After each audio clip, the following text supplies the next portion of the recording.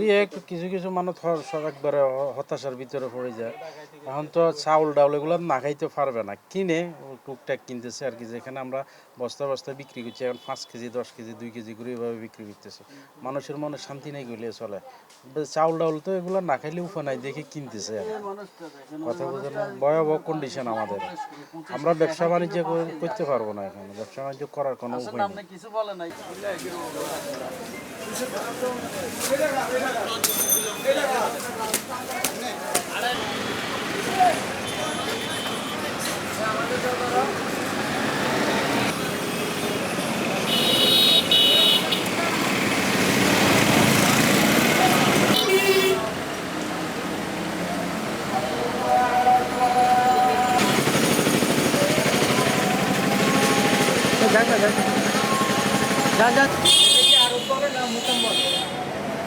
বললো তো ওখানে বলে আরো হ্যাঁ আমরা ওখান থেকে আসি।